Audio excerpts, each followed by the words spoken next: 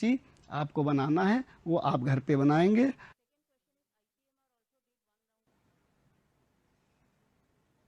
सभी विद्यार्थियों का मैं आशीष पाठक नेशनल इंटर कॉलेज तहसील फतेहपुर बाराबंकी से पुनः स्वागत करता हूं। आज की ये कक्षा भौतिक विज्ञान की द्वितीय कक्षा है और मैं ये आशा करता हूं कि प्रथम कक्षा में आपने बहुत अच्छे ढंग से वो सब समझ लिया होगा जिसकी चर्चा हम लोगों ने की थी।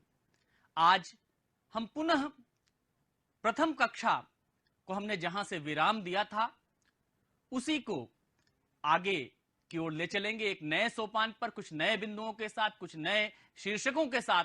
आज की कक्षा में हम भौतिक विज्ञान से जुड़ते हैं, लेकिन उसके पूर्व मैं जल्दी से आप लोगों को बता दूं कि हम लोगों ने पिछली कक्षा में किन किन विशेष बातों को जाना, सीखा, समझा। तो विद्यार्थियों, हम लोगों ने प्रथम कक्षा में यह जाना कि आवेश की संकल्पना क्या है, और उसके बाद हम लोगों ने जो सबसे महत्वपूर्ण विषय और महत्वपूर्ण शीर्षक से हम लोग परिचित हुए वो था कूलाम का नियम। कूलाम के नियम ने हमको दो स्थिर वैद्युत आवेशों के मध्य बल के बारे में जानकारी दी और हमने उसको विधिवत तरीके से समझ लिया। आज अब हम लोग उसी के आगे की कड़ी में चलते हैं और देखते हैं कि आज हमको कहां से अपनी बात को शुरू करनी है। तो विद्यार्थियों, आप देख सकते हैं कि आज हम बहुल आवेशों के बीच बल अध्यारोपण का सिद्धांत जानने के लिए इस कक्षा से जुड़ रहे हैं, और इसके आगे भी कुछ बहुत रोचक, बहुत महत्वपूर्ण शीर्षक आज के दिन हम लोग जानेंगे, समझेंगे, चर्चा करेंगे। लेकिन सबसे पहले बहुल आवेशों के बीच बल, अध्यारोपण का सिद्धांत। विद्यार्थियों, कूलाम के नियम से हम दो स्थिर वैद्युत आवेशों के बीच बल को तो जान गए, लेकिन अगर किसी निकाय में दो से अधिक आवेश हों तो उन आवेशों पर किस प्रकार से उनके बीच में बल लगेगा, इस बात को जानने के लिए हम बहुल आवेशों के बीच बल अध्यारोपण के सिद्धांत से परिचित होते हैं। तो सबसे पहले यह सिद्धांत क्या कहता है, अध्यारोपण का सिद्धांत, उस पर हम लोग चर्चा करते हैं। तो इस सिद्धांत के अनुसार यदि किसी निकाय में अनेक आवेश हों तो उनमें से किसी एक आवेश पर अन्य आवेशों के कारण बल उस आवेश पर लगे सभी बलों का सदिश योग होता है, जो इन आवेशों द्वारा इस आवेश पर एक एक कर लगाए जाते हैं। किसी एक आवेश द्वारा लगाया गया विशिष्ट बल अन्य आवेशों की उपस्थिति के कारण प्रभावित नहीं होता है। अब इसको हम इस तरीके से सहज भाषा में समझें कि किसी निकाय में अगर कई आवेश हैं, दो से अधिक आवेश हैं, और उनमें से किसी एक आवेश पर हमको अन्य आवेशों के कारण बल पता करना है, गणना करनी है, तो हम क्या करते हैं, अन्य आवेशों के द्वारा उस आवेश पर जो अलग अलग बल लगाया जाएगा उसकी गणना कर लेंगे। और बल सदिश राशि है, इसलिए इस प्रकार से जितने हमको बल प्राप्त होंगे उन सब का सदिश योग करने पर उस आवेश पर हमको बल प्राप्त हो जाएगा। यहां एक बात महत्वपूर्ण है जो हमने अंतिम पंक्ति में आपको बताई कि किसी एक आवेश द्वारा लगाया गया विशिष्ट बल अन्य आवेशों की उपस्थिति के कारण प्रभावित नहीं होता है। तो इस अध्यारोपण के सिद्धांत को हम आगे देखते हैं, इसको गणितीय रूप में समझने की कोशिश करते हैं। तो अब आपके सामने हम देख सकते हैं कि एक ये आवेश निकाय प्रदर्शित है जिसमें हमारे सम्मुख कुछ आवेश आपको दिखाए गए हैं। सबसे पहले आप ध्यान देंगे, यहां पर हमारे पास ये Q1 आवेश है। ये आप देखें, ये Q1 आवेश है और Q1 आवेश आपको यहां पर दिखाई दे रहा है। उसके बाद यहां पर आप देखें, ये Q2 आवेश है और यहां पर हमारे पास Q3 आवेश है। ये तीन आवेशों का एक निकाय है जो हम सबके समक्ष प्रदर्शित है। हमारे पास ये O बिंदु है और इस O बिंदु के सापेक्ष जो हमारा Q1 आवेश है इसका स्थित सदिश R1 है, जो हमको यहां पे दिखाया गया है। इस O बिंदु के सापेक्ष आवेश Q2 का स्थिति सदिश R2 है, जो हमको यहां दिखाया गया है। और इस O बिंदु के सापेक्ष आवेश Q3 का जो स्थित सदिश है वो R3 है, जो हमको यहां प्रदर्शित किया गया है। अब विद्यार्थियों, हमने आवेश जहां स्थित हैं उन बिंदुओं के स्थित सदिश O के सापेक्ष जान लिए। अब Q2 और Q1 के मध्य जो दूरी है, ध्यान देंगे Q2 आवेश और Q1 आवेश के मध्य जो दूरी है उसको हमने R12 से प्रदर्शित किया है, आप यहां देख सकते हैं। और Q2 से Q1 की ओर जो हमारे पास इकाई सदिश है वो R12 कैप है, आप यहां देख सकते हैं। हम जानते हैं इकाई सदिश को कैप युक्त निशान द्वारा व्यक्त करते हैं, तो R12 Q2 से Q1 की ओर इकाई सदिश है। इसी प्रकार से Q3 से Q1 के बीच की दूरी R13 है और Q3 से Q1 की ओर इकाई सदिश R13 कैप है। ये चीजें हो गई। अब हम सबसे पहले यहां देखेंगे कि Q2 और Q1 ये जो दो आवेश हैं इनके बीच एक बल लगेगा, क्योंकि कूलाम ने हमको ये बताया था कि दो स्थिर वैद्युत आवेशों के बीच एक बल लगता है, और वो बल हमने यहां पर प्रदर्शित किया है F12 से। F12 वो बल है जो आवेश Q2 के द्वारा Q1 पर लगाया जाता है। उसकी दिशा आपको यहां दिखाई गई है। वेक्टर F12 प्रदर्शित करता है उस बल को जो आवेश Q2 आवेश Q1 पर लगाता है। इसी प्रकार से आवेश Q3 द्वारा आवेश Q1 पर लगाया गया वैद्युत बल सदिश F13 के द्वारा यहां व्यक्त किया गया है। इसको आप देख सकते हैं। सदिश F13 व्यक्त करता है Q3 के द्वारा Q1 पर लगाए गए बल को। और इस प्रकार से ये जो दो बल हैं इनके परिणामी को, अर्थात जो हमारे पास आवेश Q1 पर लगने वाला बल F1 है उसको इनका परिणामी यहां हमको बीच में दिखाया गया है। ये F1 सदिश व्यक्त करता है परिणामी बल को जो F12 सदिश और सदिश F13 का परिणामी है। इस प्रकार से हमको यहां पर इस निकाय में आवेशों के बलों को दर्शाया गया है और बलों के परिणामी जो आते हैं उनको भी दर्शाया गया है। अब हम आपको यहां पर गणना के द्वारा समझाएंगे कि किस प्रकार से हमको आवेश Q1 पर बल की गणना करनी है। तो सबसे पहले जो Q2 आवेश, जो हमारा Q2 आवेश है, Q2 आवेश द्वारा Q1 पर लगाया गया बल, उसकी हम गणना करते हैं। Q2 आवेश द्वारा Q1 पर बल, इसको हमने सदिश F12 के द्वारा व्यक्त किया है। और यहां पर इसका जो हम कूलाम के नियम से लिखेंगे 1/4 pi epsilon naught Q1 Q2 upon R12 square और R12 कैप। ये हमारे पास सदिश रूप में हमने व्यक्त किया जो बल Q2 आवेश Q1 पर लगा रहा है। इसी प्रकार से हम यहां पर देखें जो Q3 आवेश Q1 पर बल लगाएगा, Q3 आवेश द्वारा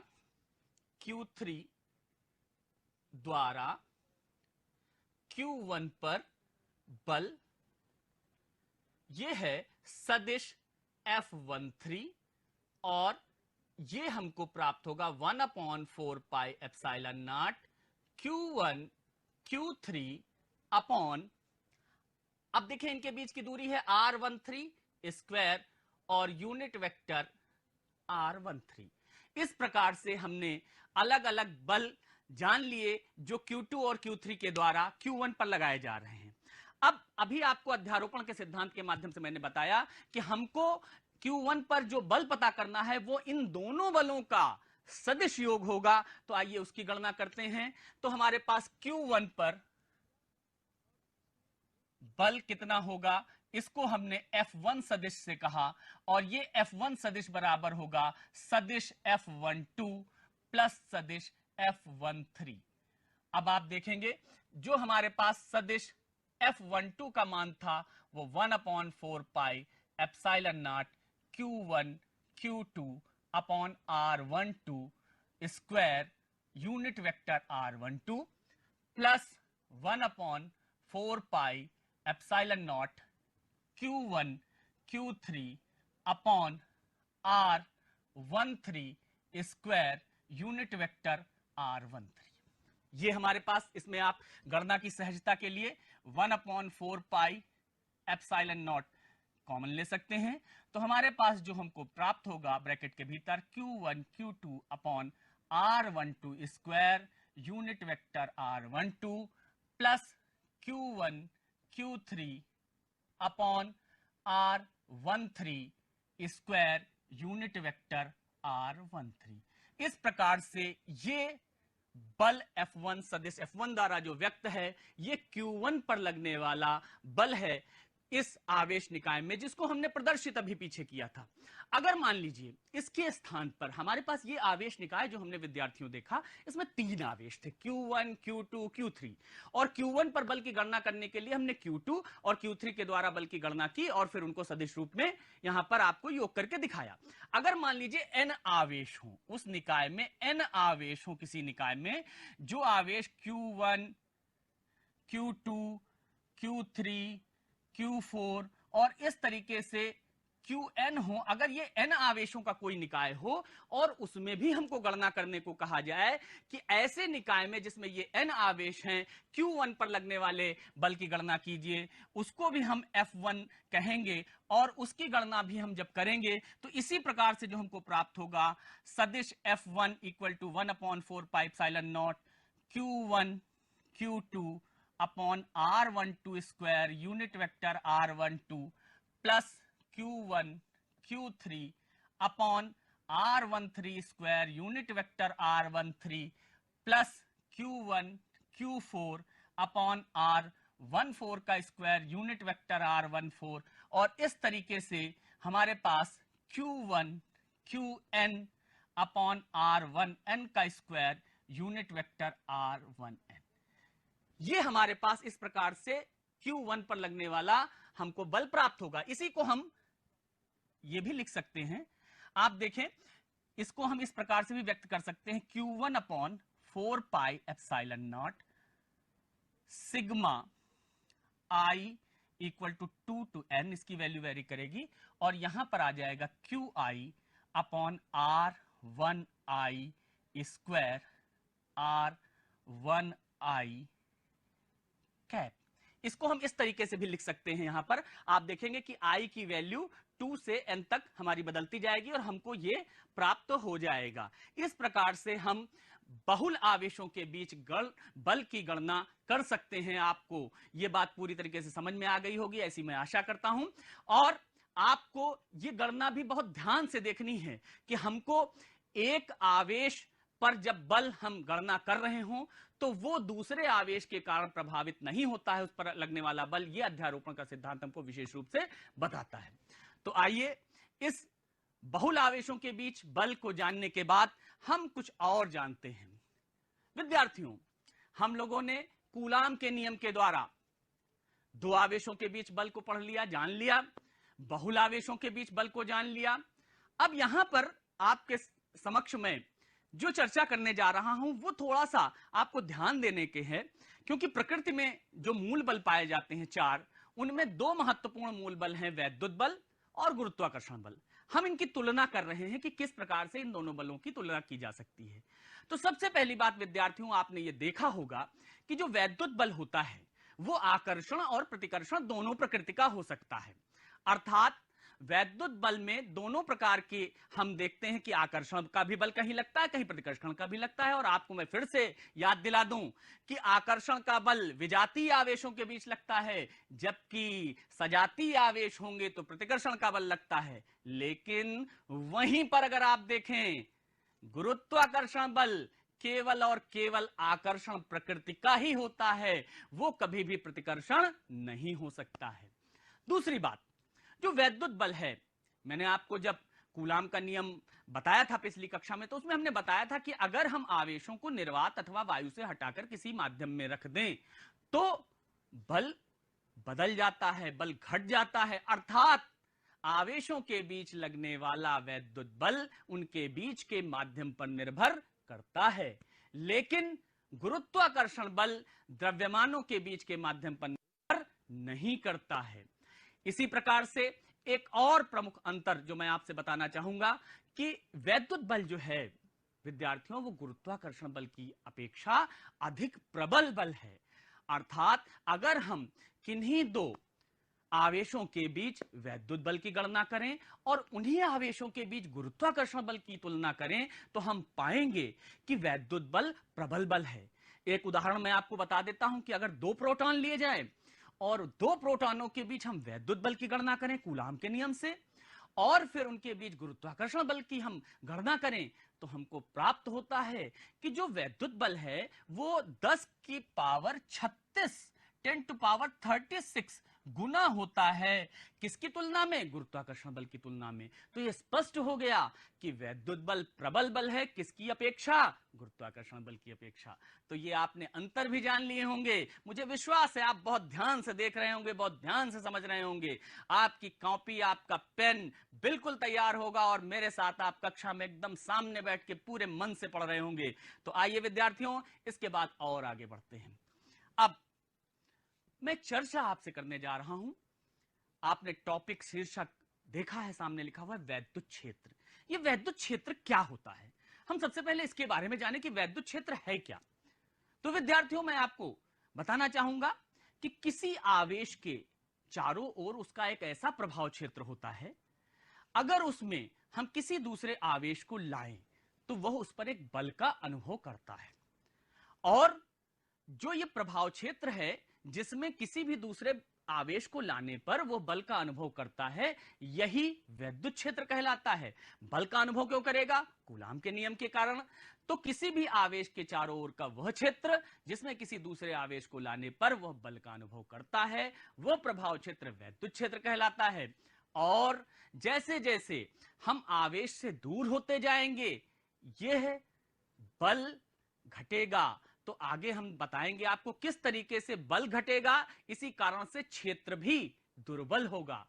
आपको इसके बारे में अभी पूरा विस्तृत विवेचना करके मैं बताऊंगा कि किस प्रकार से आवेश के समीप जो हमारा वैद्युत क्षेत्र होगा वो प्रबल होगा और दूरी पर दुर्बल होगा। तो इसी वैद्युत क्षेत्र को अभी हम आगे बढ़ाते हैं, कंटिन्यू करते हैं।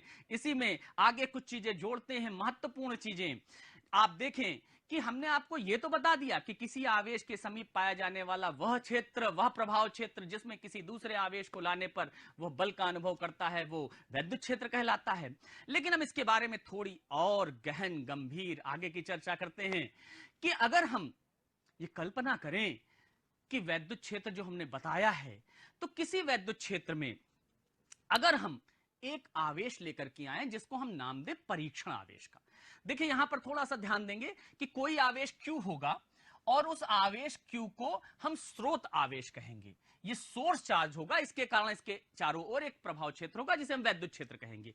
अब उस क्षेत्र में अगर हम एक दूसरा आवेश लेकर के आते हैं जिसको हमने Q0 कहा है, इसको हम परीक्षण आवेश या टेस्ट चार्ज कह रहे हैं। टेस्ट चार्ज क्यों कह रहे हैं, परीक्षण आवेश क्यों कह रहे हैं? क्योंकि यही वो आवेश है जो इस Q आवेश के कारण वैद्युत क्षेत्र के बारे में बताएगा, परीक्षण करेगा। इसी वजह से इसको हमने टेस्ट चार्ज का नाम दिया है, इसको हमने परीक्षण आवेश का नाम दिया है। तो विद्यार्थियों, अगर हम किसी वैद्युत क्षेत्र में परीक्षण आवेश Q0 को लेकर के आए और वह परीक्षण आवेश स्वयं पर F बल का अनुभव करे, आपने देखा है F बल यहां पर लिखा हुआ, F बल का अनुभव करे, F बल उसके ऊपर लगता हो, तो F अपॉन Q0 को उस बिंदु पर वैद्युत क्षेत्र कहा जाता है। और हम वैद्युत क्षेत्र को किससे प्रदर्शित करते हैं? कैपिटल ई सदिश से प्रदर्शित करते हैं। कैपिटल ई सदिश लगा है, इससे साबित हो गया, सिद्ध हो गया, और ये आप जान भी गए कि यह एक सदिश राशि है। वैद्युत क्षेत्र एक सदिश राशि है और वैद्युत क्षेत्र की दिशा धन आवेश पर लगने वाले बल की दिशा होती है। एक और महत्वपूर्ण बात कि जो टेस्ट चार्ज है Q0, यह सदैव धनात्मक होता है। अब उसके पहले हम आपको एक चीज और बताना चाहेंगे। आपने यहां देखा है, बोर्ड पर आप देख रहे हैं, सामने आपके लिखा हुआ है कि वैद्युत क्षेत्र vector E equal to limit Q0 tends to 0 सदिश F अपॉन Q0। यहां पर आपको एक चर्चा दिमाग में आ रही होगी, आपके मन में एक प्रश्न आ रहा होगा। मुझे पता है आपके मन में वो प्रश्न क्या है, उसी प्रश्न का उत्तर देता हूं कि ये लिमिट Q0 टेंड्स टू 0 क्यों लिखा गया, क्यों ये देखा गया कि Q0 अत्यंत अल्प होना चाहिए। तो इसके बारे में मैं आपको समझाता हूं, बहुत ध्यान से समझिएगा, बहुत महत्वपूर्ण बिंदु है कि विद्यार्थियों, जब मैंने कहा कि किसी आवेश के चारों ओर उसका जो प्रभाव क्षेत्र है उसे वैद्युत क्षेत्र कहते हैं, और उसमें मान लीजिए Q आवेश है, उसके कारण जो वैद्युत क्षेत्र है उसमें अगर आप Q0 को लेकर के आएंगे तो बल लगेगा कूलाम के नियम के कारण, और Q0 जो बल Q पर लगाएगा, अगर Q0 का मान अधिक होगा तो जो जिस आवेश के कारण हम वैद्युत क्षेत्र पता कर रहे हैं वो प्रभावित हो सकता है क्यू नॉट के द्वारा क्यू पर लगाया गया बल उसको उसकी स्थिति से हटा दे, इस वजह से कि इन दोनों के बीच जो बल लग रहा है वो न्यूनतम हो, वो बहुत कम हो, उपेक्षणीय हो, बल उपेक्षणीय हो और F अपॉन क्यू नॉट का मान, सदिश F अपॉन क्यू नॉट का मान नियत रहे।